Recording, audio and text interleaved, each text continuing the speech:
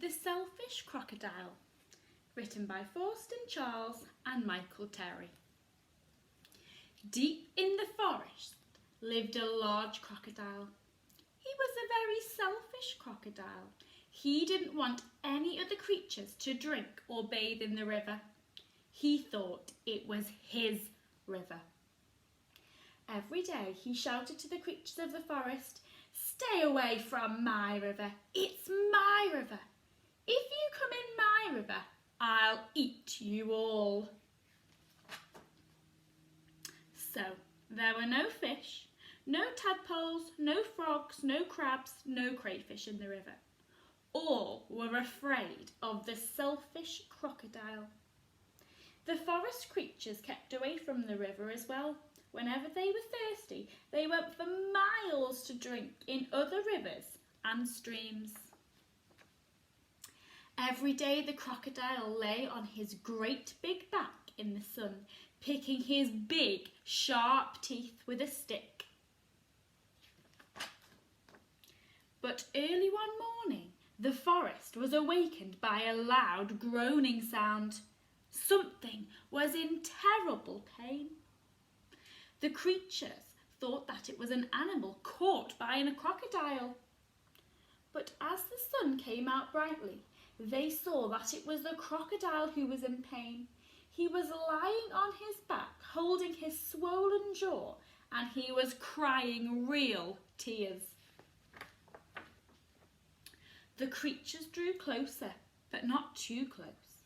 Some of the creatures felt sorry for the crocodile. "What's the matter with him?" asked a deer. "I don't know," said a squirrel. "Maybe he's going to die," chirped a bird. "If that happens, it'll be safe to go in the river," grunted a wild pig. The animals thought about this. They hung from branches, they hung from vines, they buzzed in the air, and they shook their heads as they watched the great big crocodile in pain. No animal tried to help. Suddenly a little mouse appeared, sniffing the air. He ran along the crocodile's tail, then onto his tummy. The other creatures stared. "Look at that mouse," chattered a monkey. "He's either very brave or very mad. He's going to be eaten for sure." The mouse crept along the crocodile's big neck and into his big open mouth. There was a hush in the forest. The mouse got hold of something and pulled and pulled and pulled. Then he put it on his shoulder and walked out of the crocodile's mouth. There was a loud cheer from the astonished creatures. "Hooray!" The crocodile sat up and said, "I don't feel any pain anymore. It's all gone." Then he saw the mouse walking down his tummy, carrying an enormous crocodile tooth on his shoulder.